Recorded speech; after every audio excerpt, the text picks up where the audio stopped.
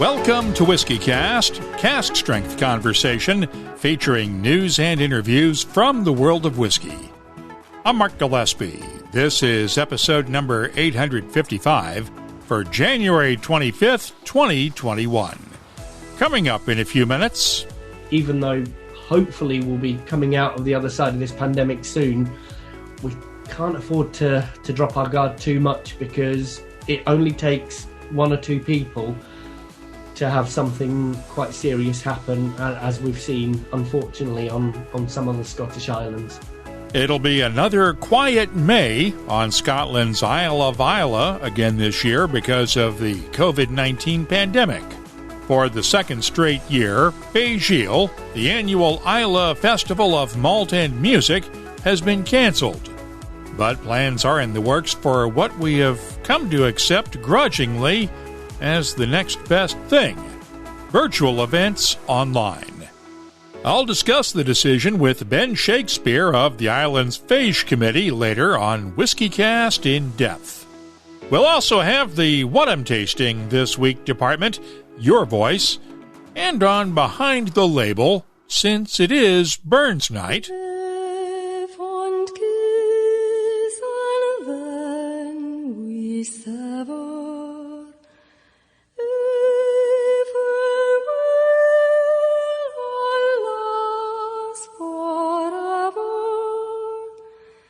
Deep in her drunk tears, I'll pledge thee, war in sighs and groans, I'll wage thee. The news is next on this week's Whiskey Cast. And now, a message from Robin Redbreast.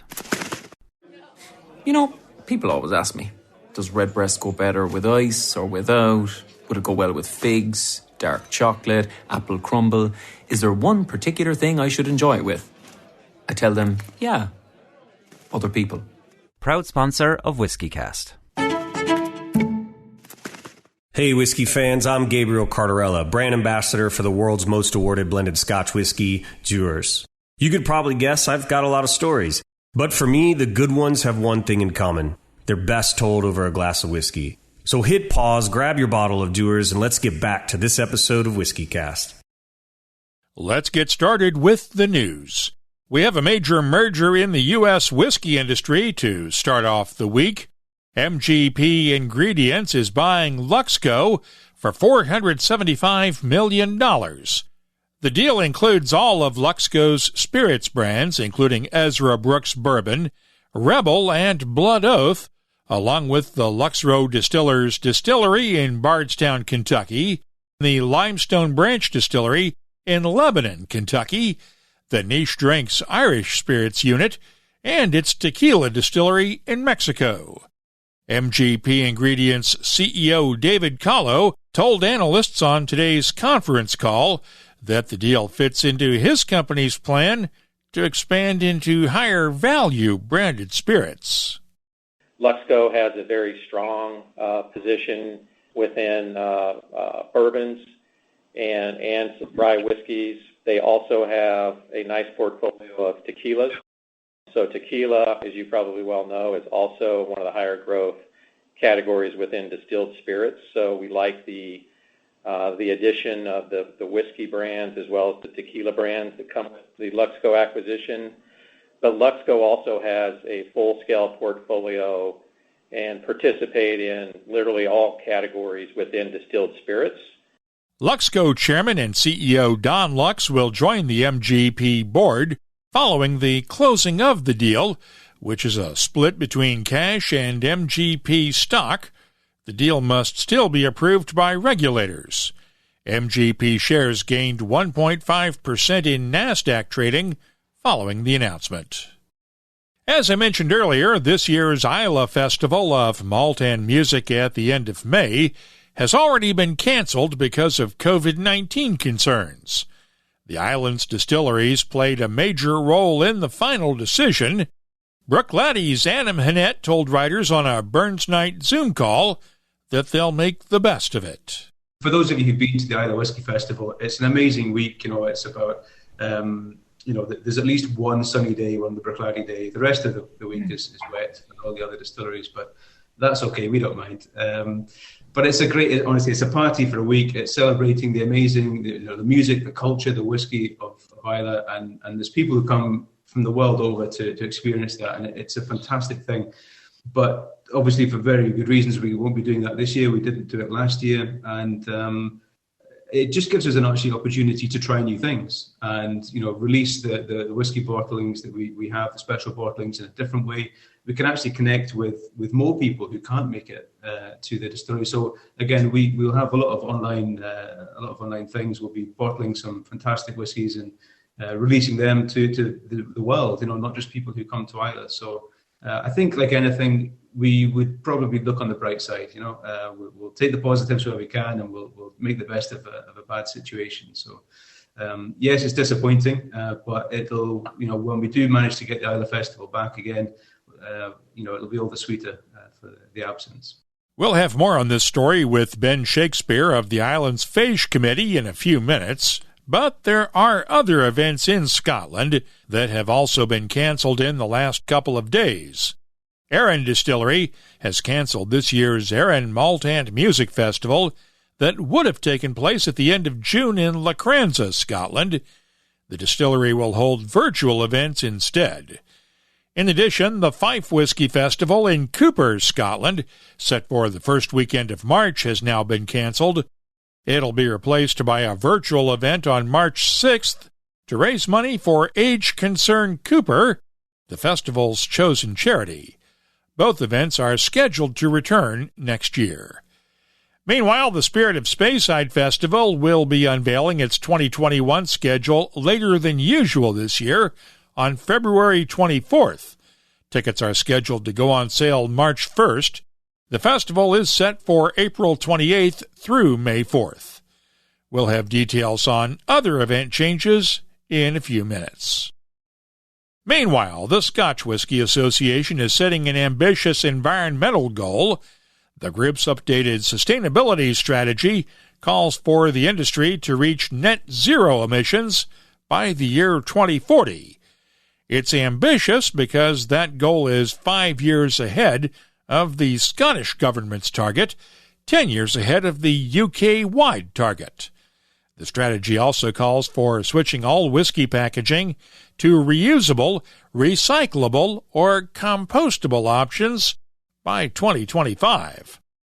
The association cited a 34% decrease in greenhouse gas emissions industry-wide since 2009, along with a 22% decrease in water use. 28% of energy use now comes from non-fossil fuel sources. That is up from 3% in 2008. Elsewhere, the first full week of the Biden administration in the U.S.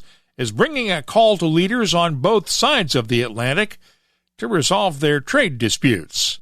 72 different groups representing a wide range of industries have asked U.S. President Joe Biden and European Commission President Ursula von der Leyen to suspend retaliatory tariffs, at least on goods that have not been part of actual disputes. That's where whiskeys come into the picture on both sides. The EU hit U.S. whiskeys with tariffs in 2018 after the Trump administration imposed tariffs on steel and aluminum imported from Europe. The U.S. hit single malt whiskies from Scotland and Northern Ireland, along with other European spirits and wines, with tariffs in late 2019 after winning a World Trade Organization case against Europe over subsidies to Airbus. The U.S. added more spirits and wines to the list in the final weeks of the Trump administration. The tariffs have cost whiskey makers on both sides millions of dollars in lost business. In other news, nearly 1 million whiskey lovers around the world are members of the Friends of Laphroaig Club. The how do you pronounce it malt, with which some Sassenachs find fault, or Stormlash, sea spray, smoky salt. Let's exalt Laphroaig. Isle rain on heather, moss and grass, through kiln and cask, fi grain to glass, a snort, a drop, a drama class. Crack open the Lafroig. That is from Elvis McGonagall's Burns-like ode to Lafroig online video. And watching the video is just one way to collect points for the newly launched updates to the Friends of Lafroig. The plan was revealed today. All of the so-called legacy points current members have collected over the last 25 years will expire in April, and members will all start at the new smoke level of membership, the middle tier. Watching that video gets you 10 points, as does taking the 360-degree virtual distillery tour. But holding on to the smoke level requires collecting at least 250 points between now and next January. The basic peat level includes some exclusive content and access to each year's Cartridge bottling through the website where it's available. There is also a premium level with exclusive content and early access to special bottlings. As in the past, members can collect points for each Lafroig purchase or by referring friends. Last April, the second half of Whiskey Auctioneer's Perfect Collection online whiskey auction was hit by a major cyber attack, forcing the auction site to cancel bids and postpone the auction. While the cyber attack remains under investigation, more than 1,900 bottles from that auction will go back on the block again next month. That includes one of the 14 remaining 1926 Macallan Fine and Rare 60-year-old single malts. One of the other bottles currently holds the world record auction price for a single bottle of whiskey at around $1.9 million. The whiskeys come from the estate of Richard Gooding, who spent more than 2 decades trying to collect whiskeys from every distillery in Scotland, open and closed. The auction will run online from February 12th through the 22nd. New whiskeys unveiled this week. We knew Ardbeg was planning to come out with a special release honoring now-retired distillery manager Mickey Heads. And Ardbeg will soon be reaching Ardbeg Committee members around the world. As you might guess from the name, there is a pirate theme. It is also the first ever Ardbeg release matured exclusively in ex-rye whiskey casks. In the U.S., it'll be available at select retailers starting next month. There is no word yet on pricing. And Dewar's is expanding its smooth range of blended scotches with the new Portuguese Smooth. It's an 8-year-old blend finished in port wine casks and joins the Caribbean Smooth rum cask finish and the Illegal Smooth mezcal cask finish in the range. Look for pricing around $22 a bottle. I'll have my tasting notes for it later on. And finally, whiskey lovers in Scotland may be able to get a shot soon in a place more likely thought of for drams. That's because Douglas Lang & Company has offered up its newest maturation warehouse in Glasgow for use as a 24-hour COVID-19 vaccination site. According to JustDrinks.com, the whiskey maker recently acquired the warehouse and has not started filling it with barrels yet. Scottish government officials have been looking for buildings that could be used as vaccination sites. You can keep up on the latest whiskey news all week long at whiskycast.com. If you missed Friday night's Happy Hour webcast with Steve Bayshore and Lisa Wicker from George Washington's Distillery at Mount Vernon, the on-demand replay is always available on the WhiskeyCast YouTube channel. This Friday, I'll be joined by Doug McIver, the whiskey maker for Berry Brothers and Rudd in London. He's responsible for picking all of the Berry Brothers single casks and creating the Blue Hanger blended scotch. Join us Friday night at 5 p.m. New York time on the WhiskeyCast YouTube channel, our Facebook page, Twitter, and Periscope.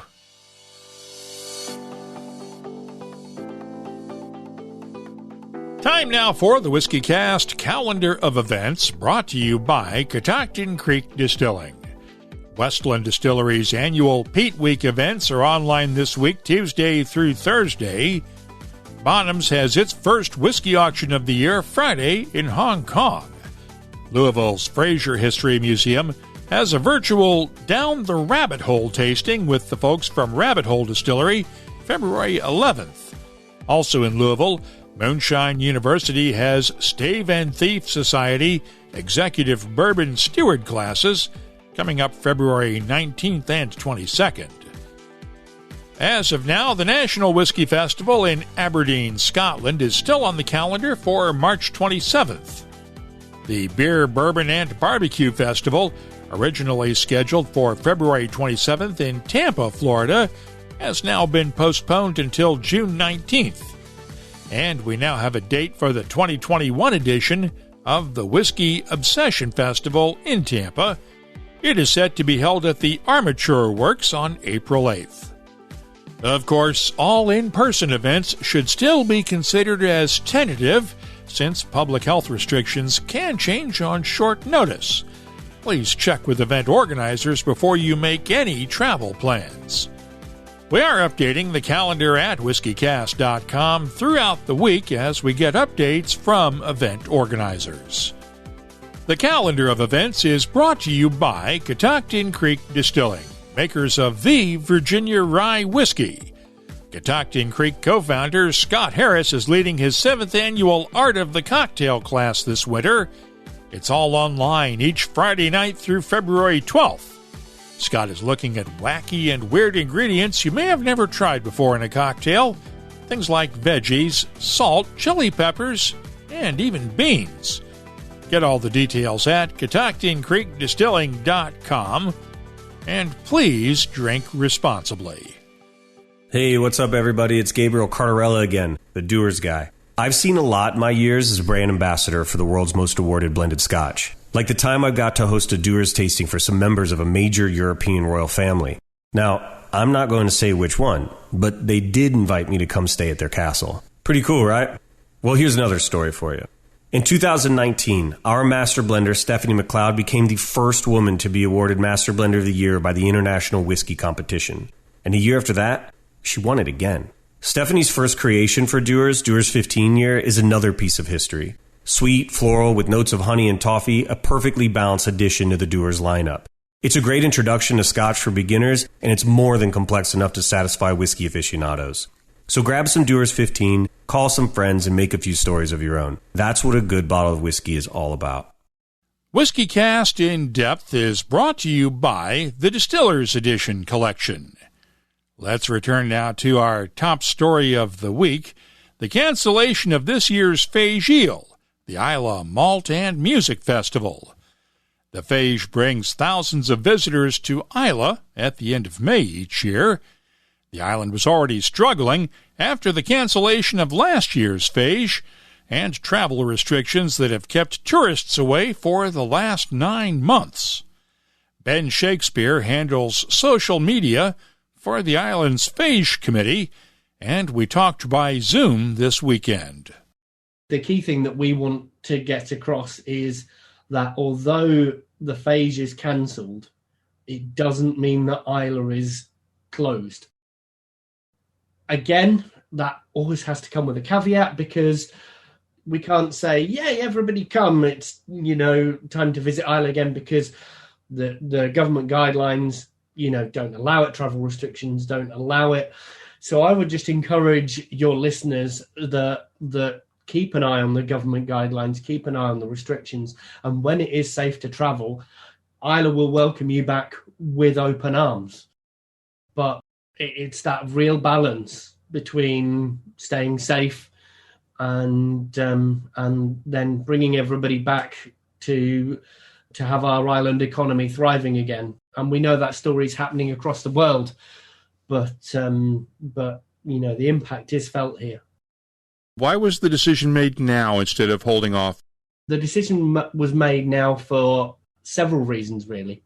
The first main one being that large events don't look likely to happen in the UK this summer. pretty much everything that we do at the Fèis is based around people gathering together, whether it be for a ceilidh, whether it be even in a courtyard at Bruichladdich or in the courtyard at Lagavulin. There's a lot of people, there's a lot of interaction between everybody, drinking, all for the love of the whiskey. But we knew that already that interaction and all of those people together wasn't going to be able to happen. So we knew that the Fèis wasn't going to be able to take place in any kind of way that it normally does. We also had to look at what the travel restrictions are at the minute and what they might likely to be during the summer. And there's lots of talk at the moment about us not being able to travel internationally. Certainly people from Australia already wouldn't be able to come over. And we had to make a decision that was best for everybody's plans as well. And also, finally, for the safety of the island. We have a wonderful NHS here. You know, we have wonderful healthcare. It's absolutely perfect, but it can't cope with 4 times, the amount of people coming, perhaps with still an ongoing pandemic. You don't have any intensive care beds on the island, and anybody that did get COVID would have to be evacuated to Glasgow, right? Yes, anybody with any serious, complications, would have to be flown off the island. So we can't really allow for the island to come under that kind of pressure. I mean, hopefully come kind of May, the island will be open to visitors. And, as soon as government guidelines allow, we really want people to come back. And as soon as the travel restrictions are lifted, the businesses will, really need people to come back. But at the Fèis, we couldn't have people coming back in those numbers that would make the situation potentially dangerous. And we can't afford to put, people in danger here, whether they're visitors coming in or whether they're the islanders. We've kind of got to keep everybody safe in that regard. How has the island coped so far with COVID? From what I've heard, there hasn't been much of an outbreak on the island at all because of the lockdown. Absolutely. Well, fingers crossed and touch wood and all of those kind of things. We haven't had too many COVID cases here. There've been very few. But that said, we still have to be very careful. There is obviously limited travel to the island. Some of the other Scottish islands haven't been as lucky as we have on Islay. So we are still really mindful that even though hopefully we'll be coming out of the other side of this pandemic soon, we can't afford to drop our guard too much, because it only takes 1 or 2 people to have something quite serious happen, as we've seen, unfortunately, on some of the Scottish islands. How have things been going on the island with just the Iliocs basically on the island? It almost seems like a return to the days of old when Islay was pretty well isolated. I think it is like that in some regards, yes. And I think on the whole, the island is doing very well in lockdown. But I think you can't underestimate how much the economy of Islay now is based on its tourists, whether they're here for the whiskey, whether they're here for the wildlife or just the landscape. A lot of our island economy is now based around those visitors. So taking those visitors away from the B&Bs and the restaurants and all of the services that support those, it's obviously had an enormous impact on the economy of the island. And I think that is still going to be felt, in the years ahead, even once, hopefully, if we have a good summer this year, the businesses will start to recover. But then you're talking about maybe nearly 2 years with losses of income. And so, that does hurt the island's businesses. Has anyone gone out of business because of this? Or is everyone just trying to hold on until there's a return to what we might think of as something approaching normal? There have been a few closures, but also there have been businesses who have had to let staff go, unfortunately. But also, if you imagine on the island, there's a big seasonal economy. So, for example, children who usually would be at university then maybe come home for the summer and have a distillery job and work doing tours and all the rest of it. Those jobs simply haven't happened so far, and we'll have to wait and see what happens this summer in regard to those. So yes, there have been closures and there have been job losses, but I think there's also jobs that usually would arise that just haven't this year. So the island is resilient, but there has been a clear impact on what's happened here. How much of this decision was driven by the distilleries and how much of it was driven by the community? To be honest, I think it's a decision that was taken together, and it was, although we have a committee who regularly discuss all of the issues and so on, our distillery partners are all involved in that. So virtually, of course, but we did have a big meeting where everybody got to have their say, discuss the issues, discuss what everybody felt, because there were still a number of options on the table. But we decided that now was the best time.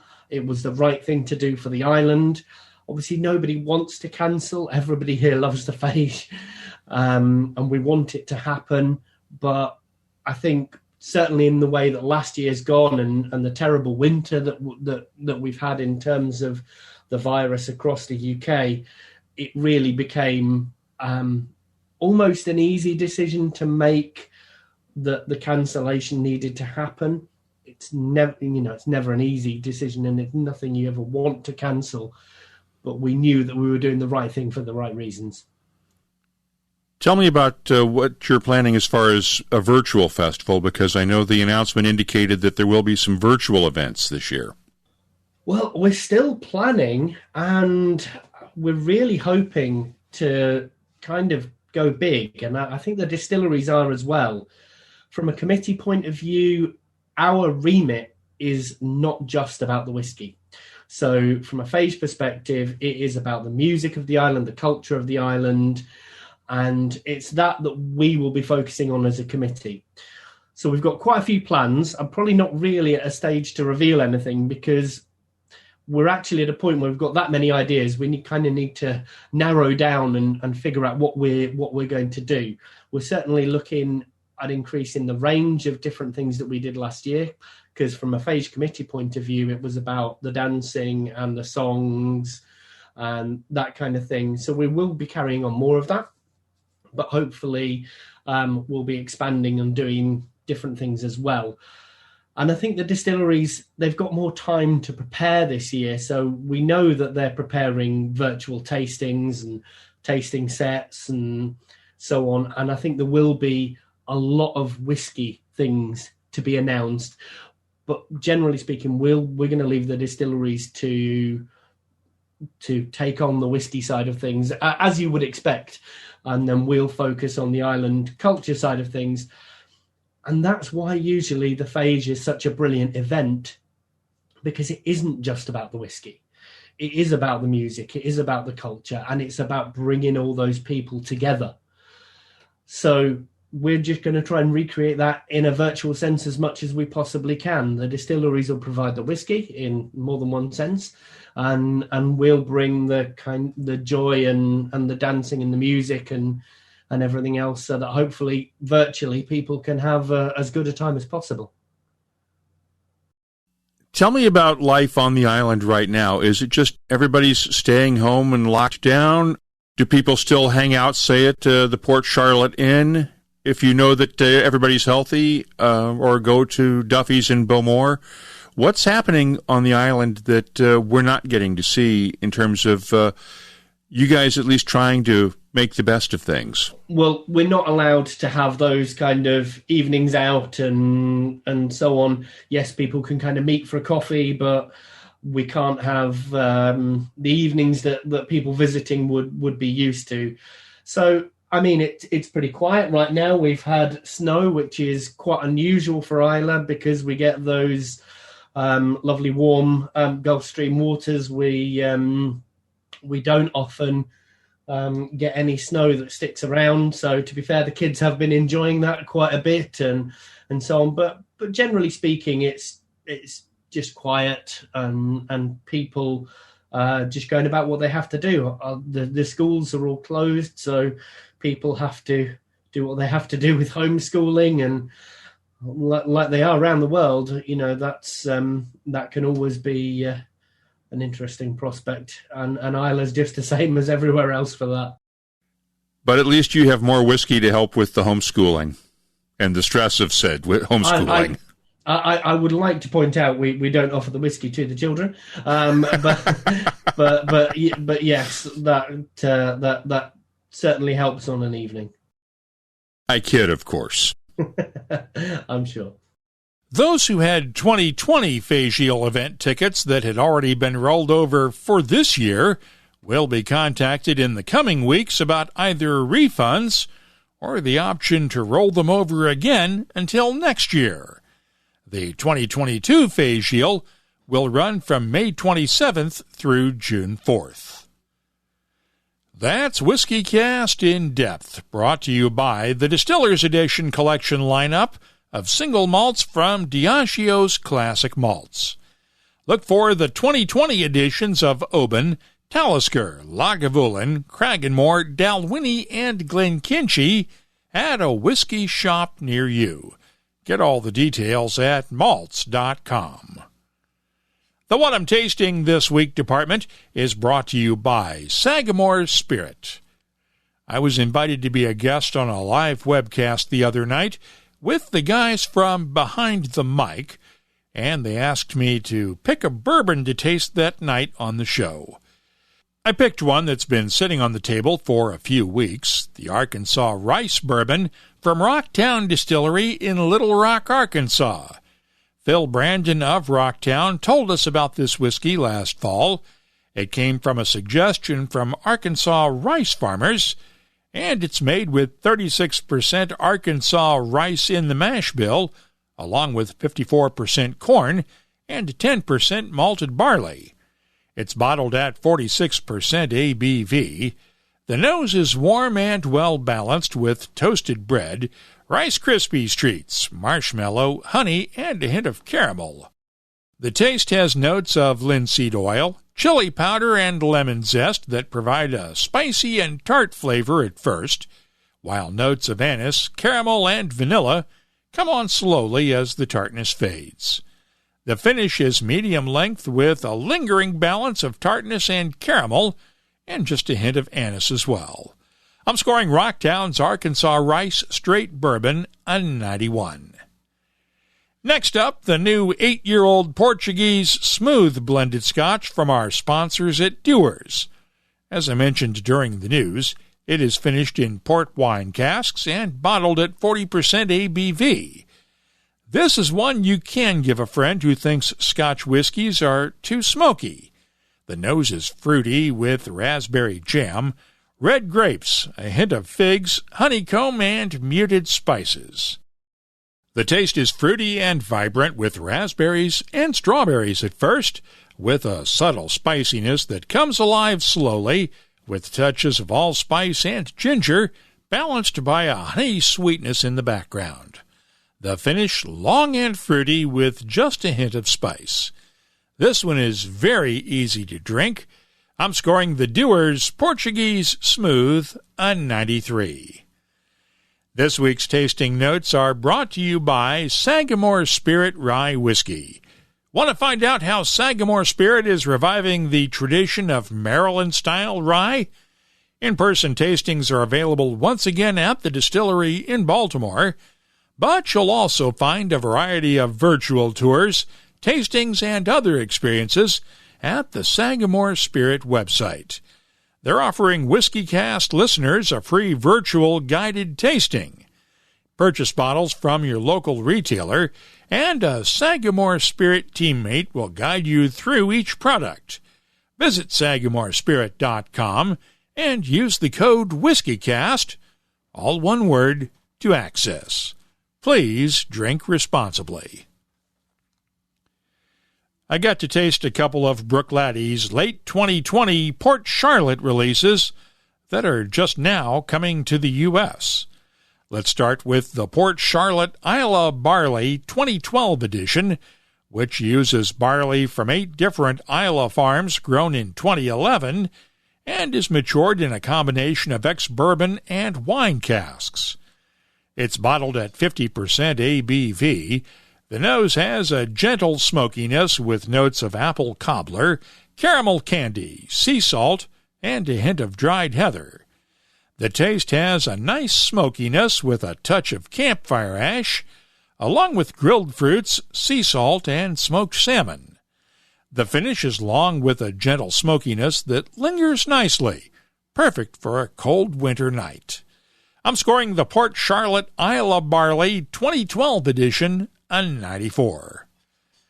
Meanwhile, the Port Charlotte OLC 01 edition started out in a combination of first and second fill bourbon barrels along with French wine casks, and after they were blended together, the whiskey went into Oloroso sherry hogsheads from Spain's Fernando de Castilla bodega for almost 2 years of finishing. It's bottled at 55.1% ABV. The nose has a kiss of smoke along with grilled fruits, figs, dates, manuka honey, and dried flowers. Give it some time in the glass, and even more figs and dates will come out on the nose along with a hint of ginger. The taste has a solid sherry influence with a sweet and dry flavor at first that's heavy on figs and dates, but subtle spices, berry cobbler, and Christmas cake come alive slowly to create a well-rounded and complex flavor. The finish, long, luscious, and fruity. I'm scoring the Port Charlotte OLC 01 from Bruichladdich a 95. The What I'm Tasting This Week department is brought to you by Sagamore Spirit. I'll be adding these tasting notes to our searchable list of more than 3,000 whiskeys from all over the world. Check it out this week at whiskycast.com. And now, a message from Robin Redbreast. Ever wondered where Redbreast got its name? Well, let's go back to 1912 and be glad our bird-watching founder didn't spot the bar-tailed godwit that day. Proud sponsor of WhiskyCast. Redbreast. Pass it on. Let's open up the inbox now for your voice. Lots of people had celebratory drams the other night in honor of Joe Biden's inauguration as the 46th President of the United States. Some of them shared photos online, with an emphasis on Maker's Mark 46, an appropriate tie-in. But Rhonda Moore tweeted this from Ottawa, Ontario.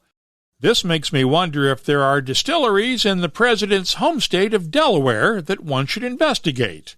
WhiskyCast, any thoughts? Well, Delaware is one of the smallest states in the U.S., but there are at least a couple of distilleries making whiskey in the first state. Painted Stave Distillery in Smyrna, Delaware, distills both bourbon and rye whiskeys, along with other spirits.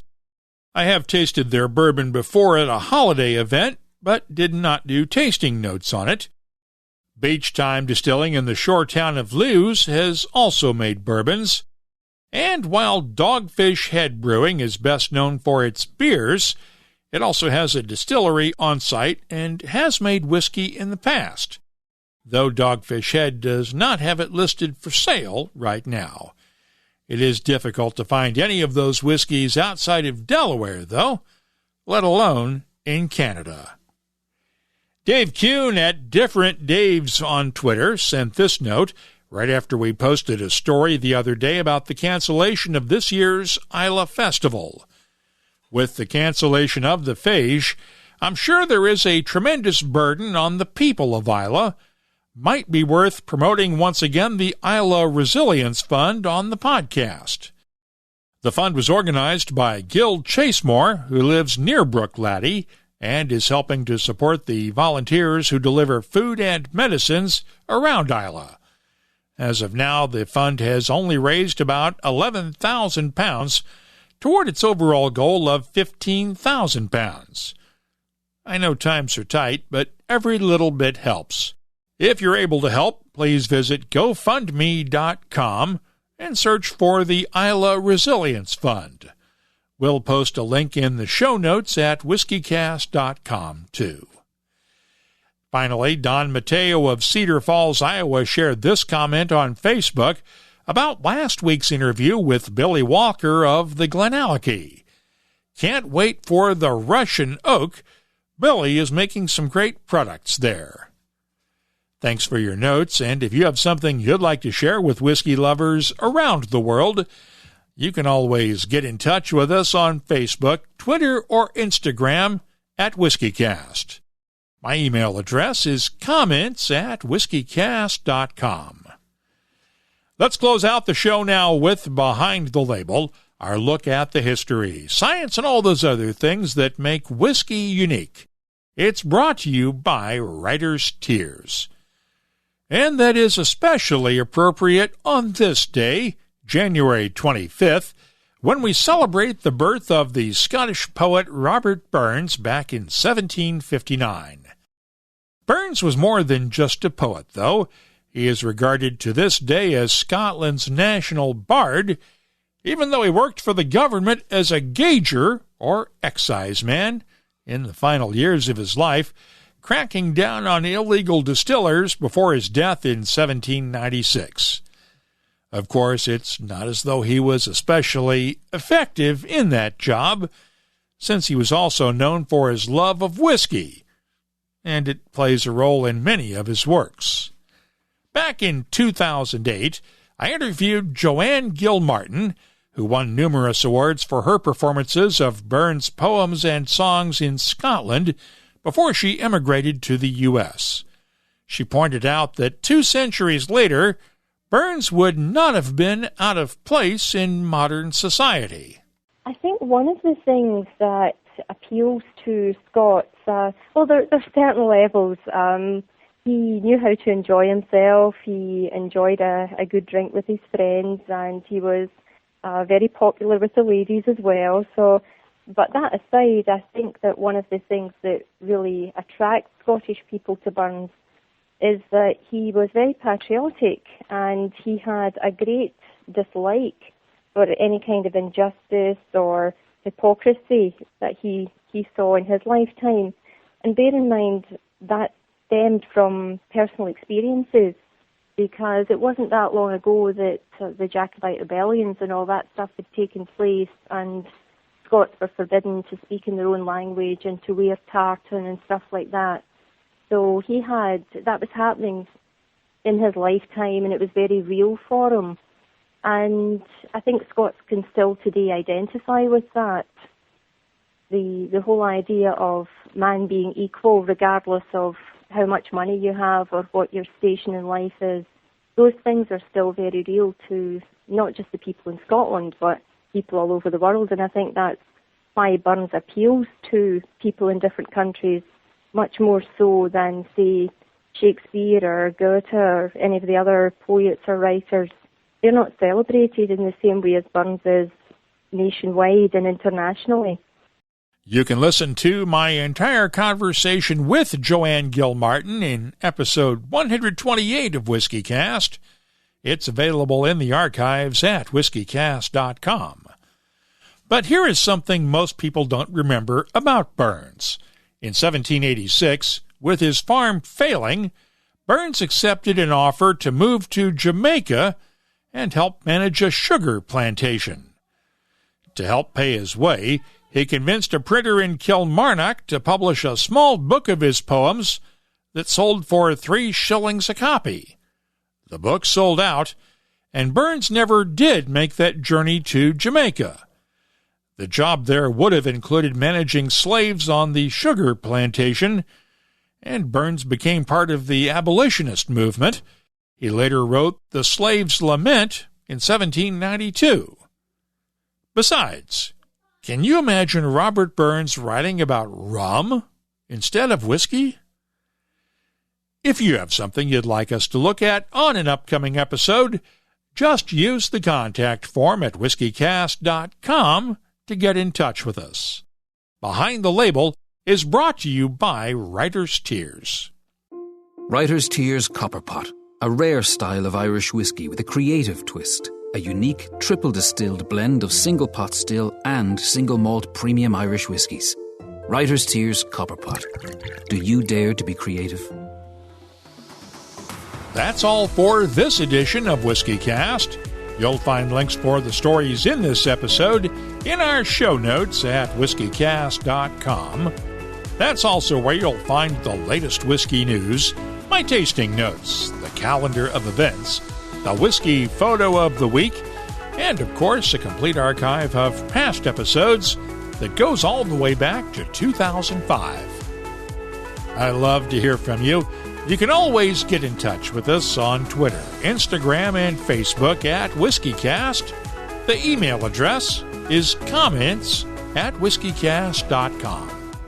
At Dewar's, we love a good story, and that's why we're always writing new chapters. Like our Caribbean Smooth whiskey finished in rum casks, or Ilegal Smooth finished in mezcal casks. As a 174-year-old brand, we could rest on our laurels. Instead, we'd much rather continue writing. Because when you keep telling the same old story, that's when people stop listening. And now, a message from Robin Redbreast. Ever wondered where Redbreast got its name? Well, let's go back to 1912 and be glad our bird-watching founder didn't spot the bar-tailed godwit that day. Proud sponsor of WhiskeyCast. Redbreast. Pass it on. WhiskeyCast is a production of Cask Strength Media, copyright 2021, and comes to you from the charming, yet regrettably dry town of Haddonfield, New Jersey. I'm Mark Gillespie, reminding you that when you drink, please drink responsibly. Thanks for listening, and please stay safe.